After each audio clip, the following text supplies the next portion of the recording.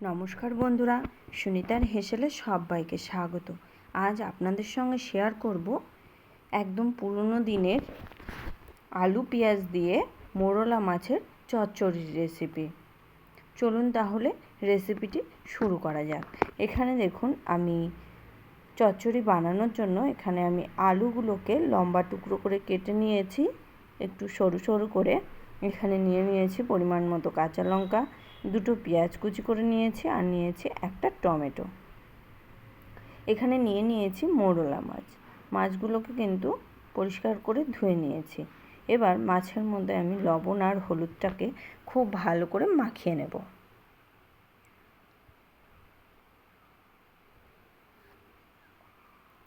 দেখুন, মাছে কিন্তু লবণ হলুদ খুব ভালো করে মাখিয়ে নিয়েছি। এবার রান্নাটা শুরু করব।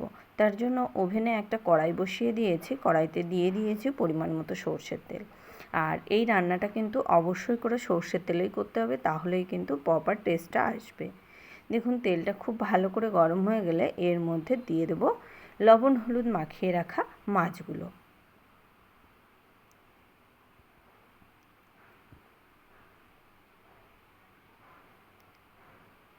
এবার মাছগুলোকে আমি একটু সময় নিয়ে খুব ভালো করে ভেজে নেব।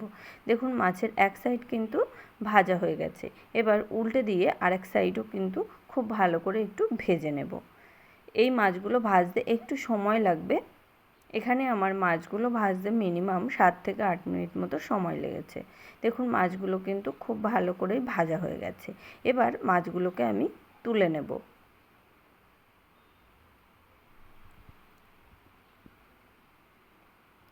তুলে নিয়ে ওই একই তেলের মধ্যেই কিন্তু রান্নাটা তৈরি করব।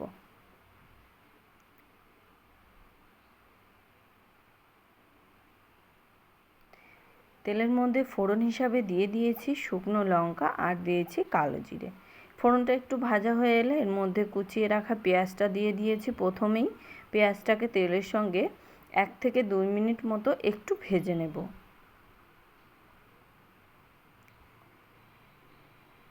দেখুন, পেঁয়াজটাকে কিন্তু একটু ভেজে নিয়েছি।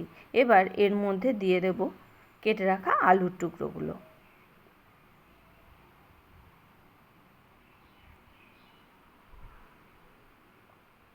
আলুর টুকরোগুলো দিয়েও পেঁয়াজের সঙ্গে আমি 2 থেকে 3 মিনিট মতো একটু ভেজে নেব। তার মধ্যেই এখানে আমি দিয়ে দেব স্বাদ অনুযায়ী একটু লবণ, আর দিয়ে দেব পরিমাণ মতো একটু হলুদ গুঁড়ো, আর দিয়ে দেব হাফ চামচ মতো লঙ্কার গুঁড়ো। খুব ভালো করে সমস্ত কিছু দিয়ে আলুটাকে কিন্তু একটু ভেজে নেব। 2 থেকে 3 মিনিট মতো একটু আলুটাকে ভেজে নেব।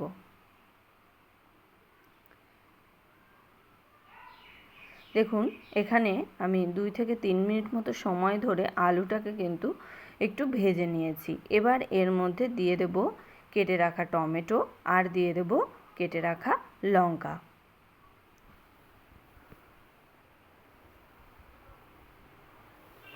লঙ্কা আর টমেটো দেওয়ার পরে খুব বেশি কিন্তু আর আমি এখানে নাড়াচাড়া করব না। মিনিট 2 মতো একটু নাড়াচাড়া করে নেওয়ার পরেই এর মধ্যে দিয়ে দেব বেটে রাখা সর্ষে। এখানে আমি 1 চামচ সর্ষেকে মিহি করে পেস্ট করে নিয়েছি। সেই সর্ষের পেস্ট এখানে দিয়ে দিয়েছি, আর দিয়েছি 1 চামচ মতো জিরে গুঁড়ো।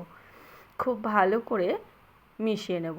এই চচ্চড়িটা তৈরি করার জন্য কিন্তু কোনো রকম কোনো মশলার প্রয়োজন পড়ে না। এবার এর মধ্যে দিয়ে দিয়েছি পরিমাণ মতো জল। যেহেতু চচ্চড়ি বানাবো সেই কারণে কিন্তু খুব বেশি জল এখানে দেব না। এখানে আলুগুলো যাতে সেদ্ধ হয় সেই পরিমাণেই কিন্তু জলটা ব্যবহার করেছি। জলটা দেওয়ার পরে খুব ভালো করে মিশিয়ে নিয়ে এখানে আমি ঢাকা দিয়ে দেব 5 মিনিটের জন্য। খুব বেশি কিন্তু ঢাকা দিয়ে রান্না করব না, করলে কি হবে, আলুগুলো কিন্তু একবারেই নরম হয়ে যাবে। সেক্ষেত্রে চচ্চড়ি কিন্তু খেতে ভালো লাগবে না। আলুগুলো গোটা গোটা থাকলেই কিন্তু চচ্চড়িগুলো খেতে ভালো লাগবে। দিয়ে দিয়েছি সামান্য একটু চিনি। টেস্টটাকে ব্যালেন্স করার জন্য এখানে আমি সামান্য একটু চিনির ব্যবহার করেছি।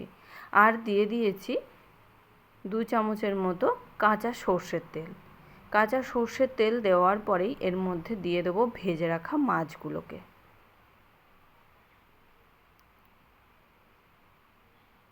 দেখুন ভেজে রাখা মাছগুলো এখানে দিয়ে দিয়েছি। এবার একটু মিশিয়ে নেব।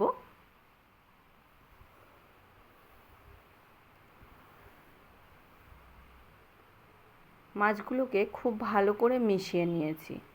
মিশিয়ে নিয়ে এইভাবে মিডিয়াম আঁচে আমি কিন্তু রান্না করে নেব আরও 5 থেকে 7 মিনিট মতো। দেখুন এখানে আলু কিন্তু আমাদের খুব ভালোভাবেই সেদ্ধ হয়ে গেছে। এখানে ঢাকা দিয়ে দেবো আবারও আমি 5 থেকে 7 মিনিটের জন্য। দেখুন প্রায় 7 মিনিট পরে আমি ঢাকনা খুলে নিয়েছি।